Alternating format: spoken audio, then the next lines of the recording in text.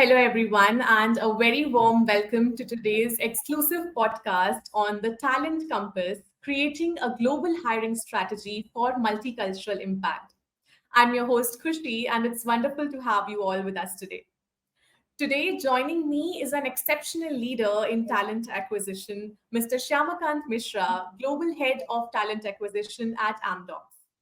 Recognized by Forbes India as one of the top 30 talent leaders and honored by BW People magazine for HR excellence, Shyam is known for bold leadership and people first strategies that have transformed global hiring practices. Outside of work, he enjoys gardening and spending quality time with his family. It's such a pleasure having you here with me, Shyam. Thank you, Kushi, for the nice introduction.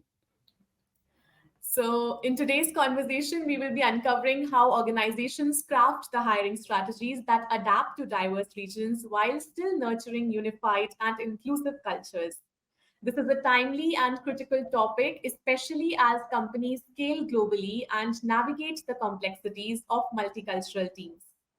We will also explore how leadership aligns regional talent priorities with global business goals and how technology is enabling organizations to bring people first practices to life across geographies. But before we get into the conversation, let's quickly start with a quick icebreaker. So, Shyam, you have been instrumental in building teams across multiple geographies. So, what's that one surprising lesson that you've learned about global hiring? Absolutely, Kushi. It's a very interesting question. But before that, a grand welcome to all the audience of your podcast, and it's absolute pleasure for me to be joining with you together this evening. So, as you said, Kushi, it's not a surprise for me, honestly, but I'm definitely amazed. Being a role of a global TA lead, it's bound to have a team which has got a multicultural, diverse span.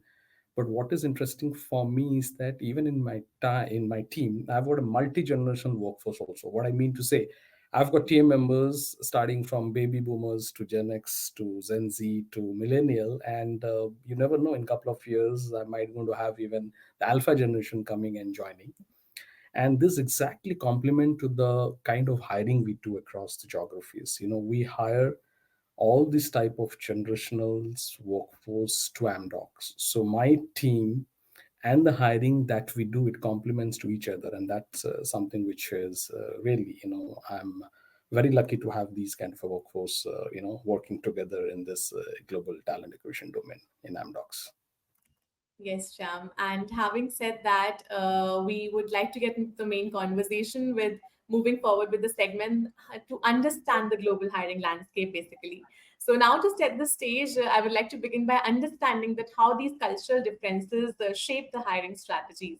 So, in your opinion, how do you think that cultural differences are influencing your approach to talent acquisition frameworks across the different regions?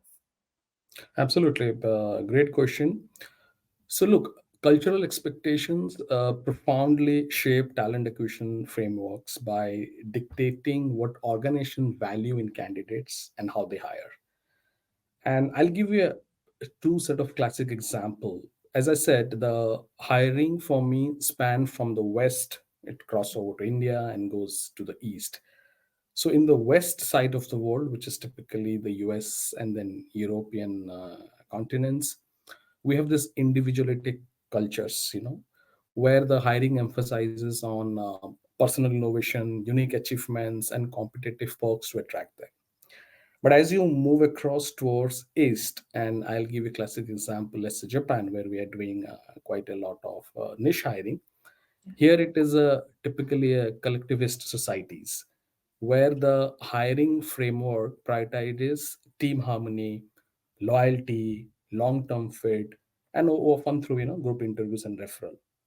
Yeah. So when the cultural diverse span across, the hiring typically also changes, and specifically when you're doing a job advertisement, then you have to keep these nuances in mind, and based on these cultures you little bit keep on tweaking it.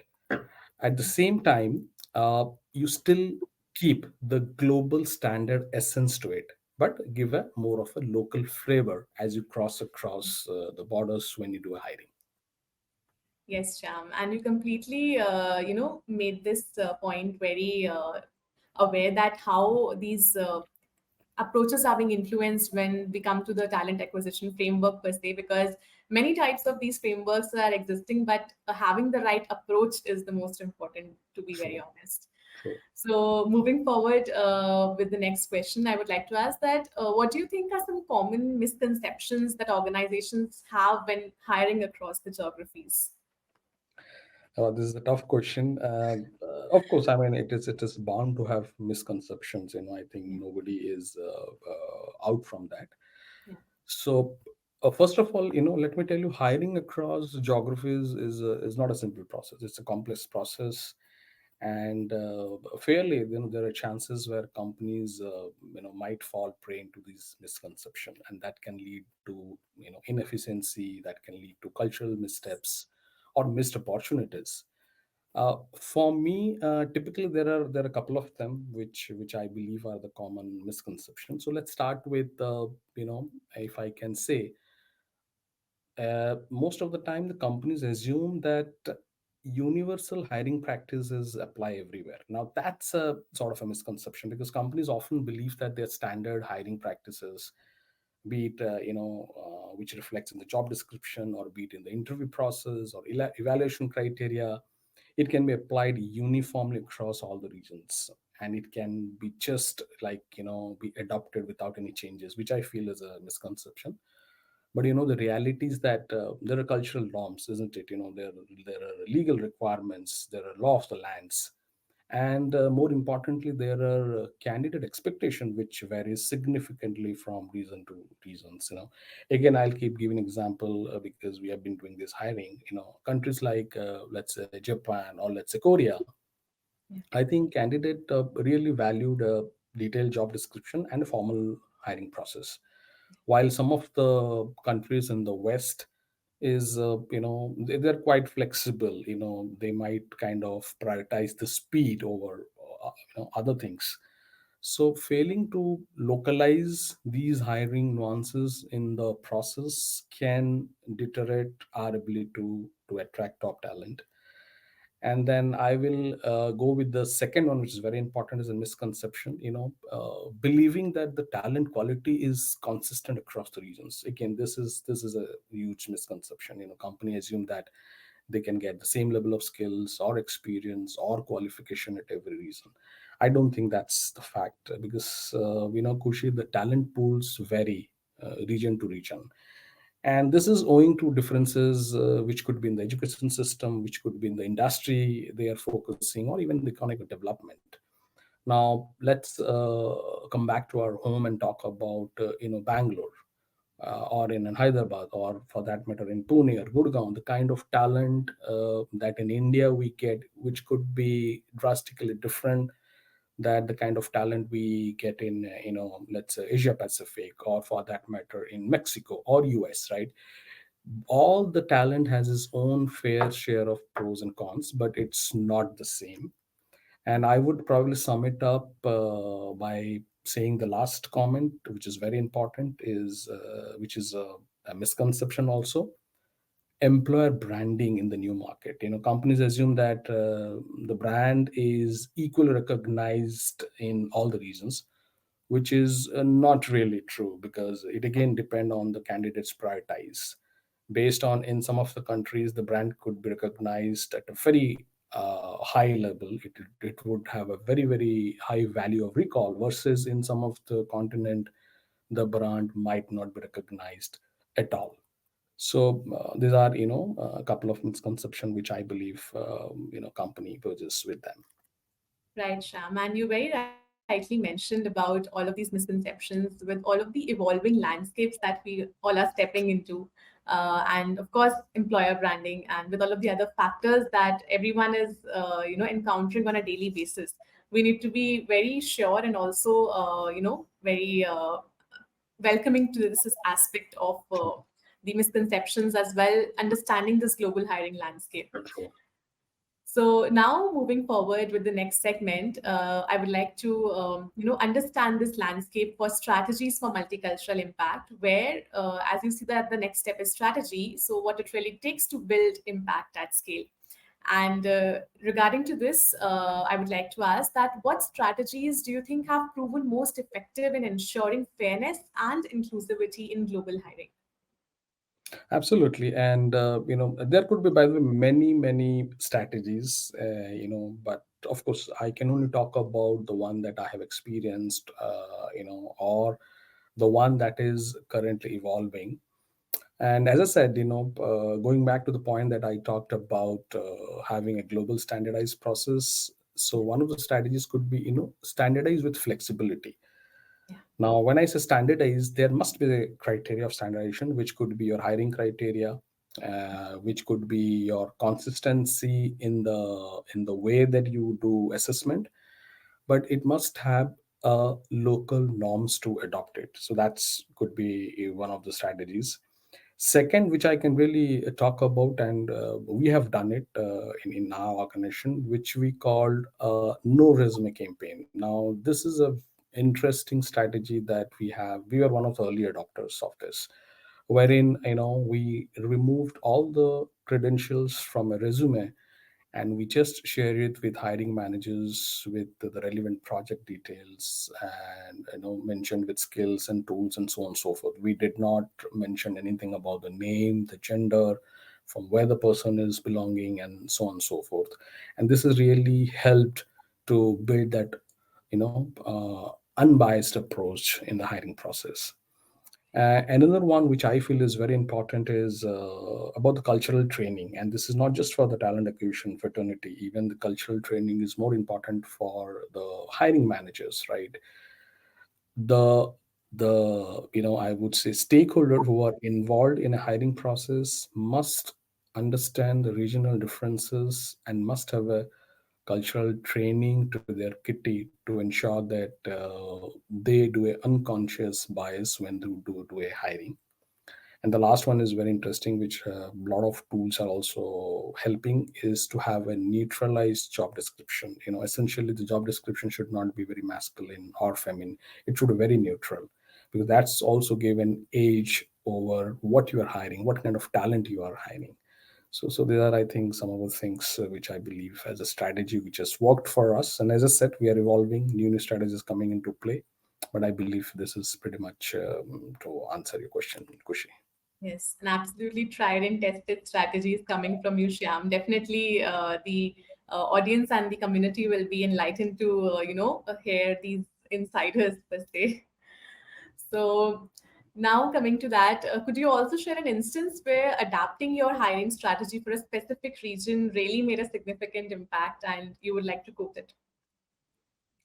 Uh, yes, I think over the last couple of years, there are many. And eh, I remember, I think last year only, in fact, this year, I'm sorry, we Yeah. did one of the program which was on his fourth edition. And that's one of the very, very popular program out here, is called W Code. That's actually talking about ensuring that you have gender diversity in your hiring segment. And W Code was the answer to that. It was a online competition whereby we had called pan India, I think close to 6 7,000 women coder. For a period of 2 to 3 months, they went through these online competitions, and eventually, we got few of them in their successive clearing rounds, where we could really understand the power of women coder across pan India, and that eventually kind of help us also to increase our gender diversity. That's one of the program we did. Another one I can talk about, Kushi, which is very close to my heart, is also the graduate hackathon that we do. We've been doing it year after year, and this is predominantly targeting the graduates of second and third year across again pan India universities, where we run competitions and codathon, across the geographies these graduates participates. It's more than the hiring. I think it's also to kind of create that value out of it, with a fun quotient being involved, with the prize money involved in it. these strategies are not directly into hiring, but it really helps us to build the pipeline and also to talk about our value proposition to our target audience.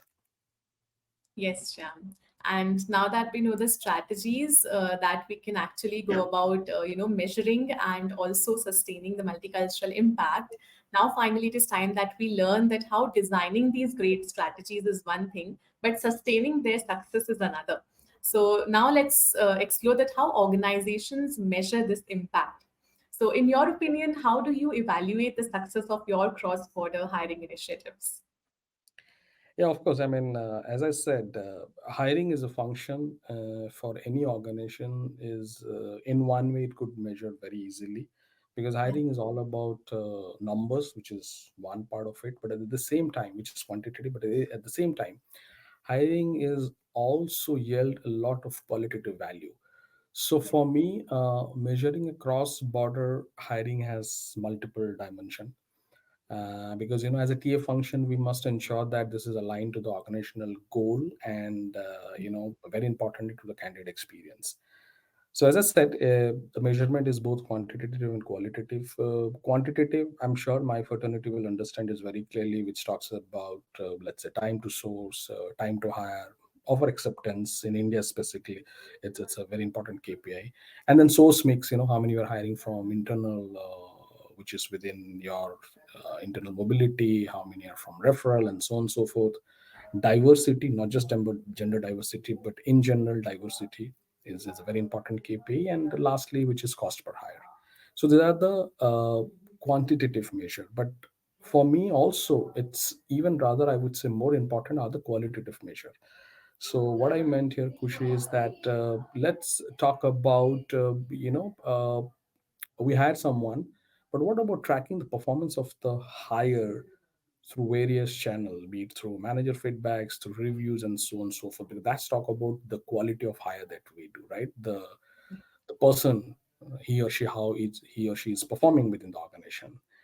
Another one could be, which is slightly debatable, not many will agree, and especially from my fraternity, is about measuring the employee retention. I'm not talking about long-term retention. Of course, there are a lot of factors which works, but measurement of a retention for between 6 months to 1 year is what I believe it should be a hiring KPI. And lastly, as we know, stakeholder surveys, not just about your internal surveys of your hiring manager, how do they see your hiring process, but also with the candidates. And for me, the important part, Kushi, is that look, the one that is getting selected, pretty much you'll get a good feedback. But what about the one who is not getting selected? I think that's where is the mirror where the TA can get a lot of feedback about what's working well, what's not working well in the hiring process.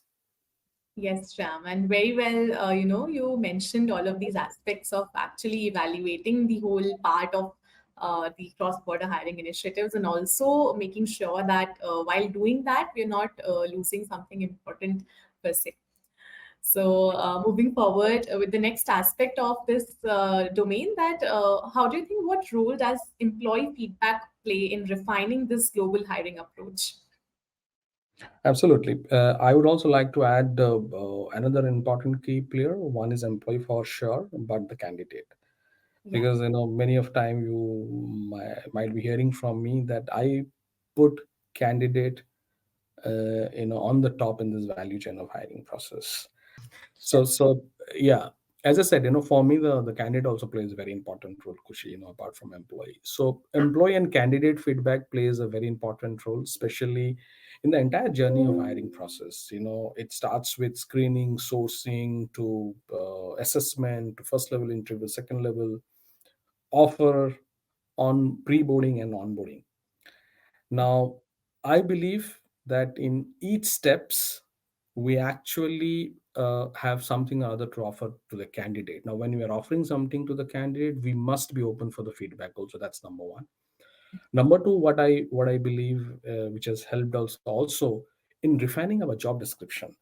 Now, in today's world, I don't think you can just put a lengthy page of job description. People don't have patience. Also, it's more about patience. I think how smartly you are conveying your company's message through your job description is important. So that's and another area where you can get the feedback and you can keep on improving on that. Of course, the other one is time taken for hiring. I think today, and I was reading one of the article, more than 30 to 40% of the candidate, they get disengaged just because the entire time taken in the hiring process is too lengthy for organizations. Now that's a very important feedback where companies can work on to kind of make their processes agile and smart enough. And then last but not the least, and as I said before also, from candidate and even from employee, we can know a lot about our employer brand and the positioning of the organization, right? Most of the time maybe organization will believe that they are putting their employer brand and the EVP to the right set of audience, but it might not get resonate. And that's where I think you can talk to a candidate in general, you can talk to your own employee and can understand where our company's brand is not being resonated, where it should be resonated more, and so on and so forth. So these are the couple of things which, if the company takes in the right spirit, I'm telling you, uh, we can do wonder with these feedback. Yes, Shyam, absolutely. And with these wonders, exploring your answers are also doing wonders to us because we're getting to know the exact perspective of how we can go about handling and measuring every situation in the right amount and also the right balance of it per se. So now moving forward, finally, it's time to look ahead to the future of global talent acquisition. And as you see that the future of work is evolving rapidly and talent strategies must evolve with it. So what do you think that are the skills that you see as essential for multicultural teams in the next 3 to 5 years, basically? Wow, I think as we know, future is always unpredictable. So I Yes. would not even go cushy up to 3 to 5 years, but I can talk about what is important now. And Now. I'm pretty sure that we should focus what is important now. Of course, we should have a built up for the future also. So typically, look, a lot of things are evolving, and especially I keep on saying, the skill is a moving target, right? So it will keep on changing every now and then. uh, for me, what is grossly important is, look, and I'm telling you honestly, is change.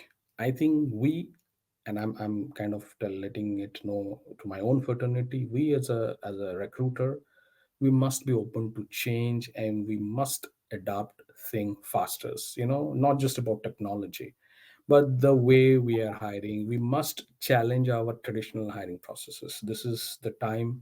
I think, I know, a lot of organizations have really moving out from the traditional process. Of course, in Amdocs, we were we have gone through a transformation journey, but it's not a choice with us, right? It is a must. We must take our hiring process to make it more agile and take it to next level. Second one, which I truly believe is very important, is a data driven approach with analytics. And I can tell you, ta as a function, we are sitting with millions and millions of data records, which is of course pertaining to candidates. We must leverage those data to optimize our processes, right? With artificial intelligence, with Gen AI, with agentic AI coming up, bringing the automation and reshaping the talent. I think the ability to interpret recruitment metrics and use predictive analysis is definitely going to help us aligning our hiring goals with that of our business, and this is very, very important. And lastly, and this is, I have experienced it, Kushi, I can tell you, only data is not going to help us. We must have a fantastic storytelling which is going to back with the data. And I truly believe, in recruitment, many of the times our job is to convince, whether you convince a hiring manager for a selection or you convince a candidate to kind of, join your organization, right? So we as a recruiter must know how to tell a story out of a great data, because it's not just about negotiating. It is actually telling about what is factually correct. Now that's important skills which I believe. So for you I can just sum it up what I'm saying. As I said, first it is we must be open to change, which is our adaptability. Second is a data driven approach with analytics, and third, last but not the least, is storytelling with the data.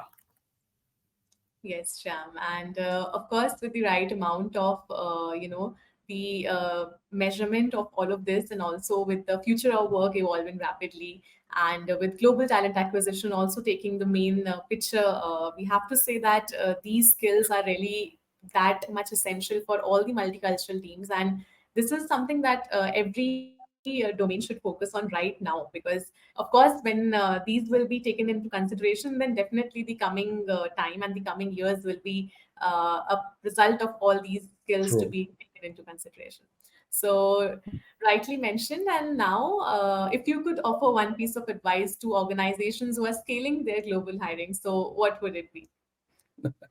If I can kind of let you know, listen, Yeah, I don't offer any advice, and I was jokingly even, I keep on telling my kids, my twin daughters, yeah, they're 9 years, and me and my spouse, we always say that, look, we are not here to give any advice. What we can talk about is the learnings from our experience. And right, for me, of course, to my colleague, to my fraternities, and especially to tier leaders, I think we must have a global mindset and thinking beyond the borders, understanding the market trends and the dynamics, and lastly, appreciating the cultures of those regions that you are doing hiring is very, very important. We should not just be thinking about ourselves or the region that we are operating out of. I think, irrespective of whether you are a global leader or not, but thinking across the boundary is definitely one of the suggestion I have for my fraternity. right.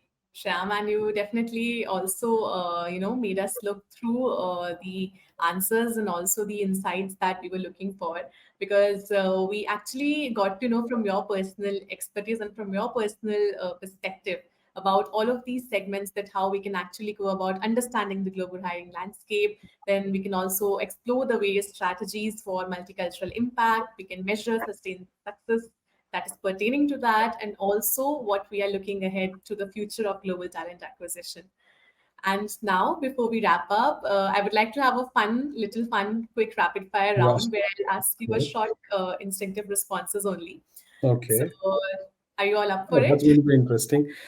I was not aware, Kushi, but I let you drive this conversation. Okay, I'm up for it.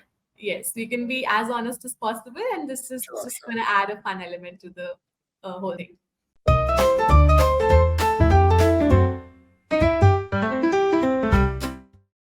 Great. So, beginning with the first one, I'd like you to tell me what's that one talent that you wish you had? One talent which I wish I had, and it not necessarily going to be from my own work place, No, no, right? no. It can be anything. Well, I can tell you, look, I'm a foodie, but I really don't know how to cook. I wish I know how to cook, which should satisfy my own palate. But no Yeah, complaint. that's My spouse is a great cook, so yeah, that's one thing even I would want to have. Sure. So now moving forward with the next one, which is that last book that you read for fun? last book that I read, yeah, I think off late. Yeah, I haven't finished it, but I can tell you that it's a very Yeah. nice book. It's I think the book is called, yeah, How to Stop Worrying and Start Living. I think it is by Dale Carnage. It's a Yeah. very nice book. It's How to Stop Worrying and Start Living. Yes, and that's a very great one. If you're gonna let me also mention that if you're gonna actually take insights from this session, this is also one main key point that I would take ahead. Wow, great. Yes. So this is a fun one, that if you could time travel to any era, then where would you go and why? I will really go back to the era, if the audience could connect, is the Yeah. era of Chandragupta Maurya, where we had the great personality like Chanakya. I think Yes. I always being fascinated with the stories of Chandragupta Maurya and especially the character of Chanakya, which is also known as Kautilya.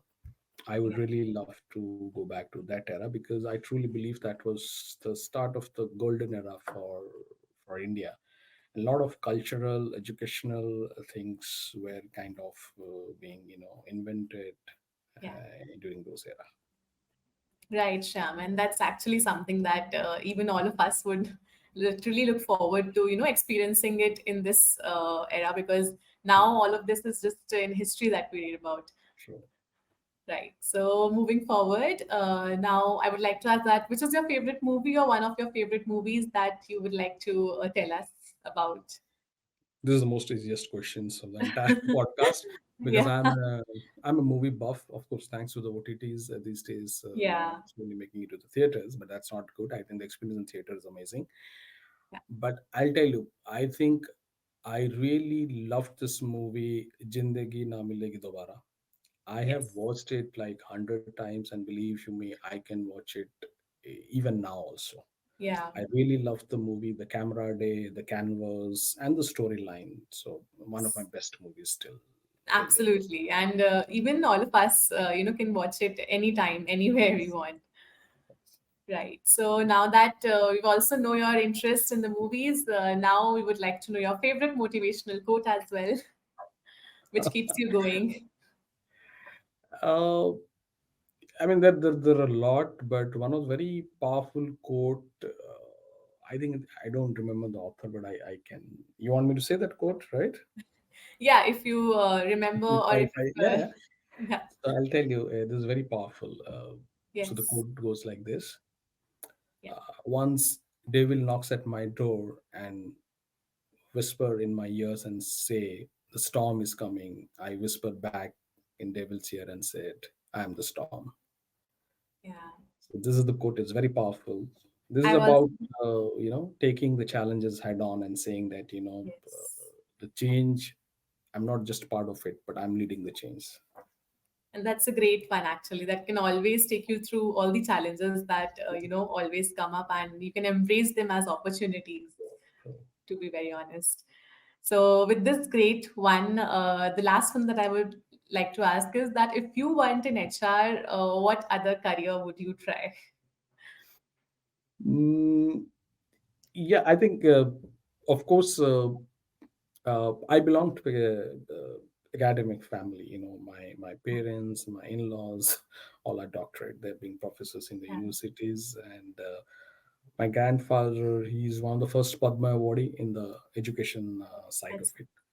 So my passion lies in going back to an academic and teaching.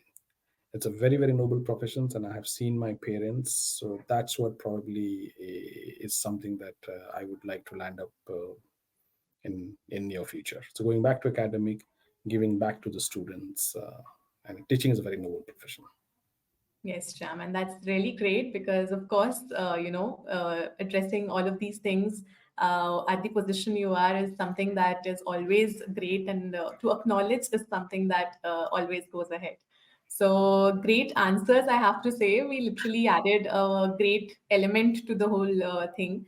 Not just about the acquisition part, but also exploring various other things that can actually be insightful for all of us. And of course, we'll be delighted to hear from you about all of these aspects again. And to finally wrap this up, since our audience includes many developers, is there any tip that you would like to share with our whole developer community? I think just stay honest to yourself and be original. There are a lot of things which are coming, and you can fall trapped to it in terms of getting things done in a very easy way. Don't pick that way. Be original. Be authentic. That's going to take you places.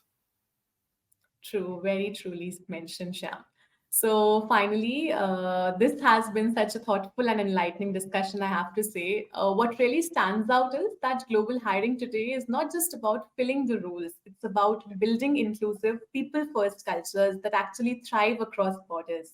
Even though cultural sensitivity, the fairness in hiring, and technology driven agility are reshaping how organizations attract and nurture talent, And as Shyam rightly highlighted, that the future belongs to companies that can seamlessly balance the local insights with the global alignment.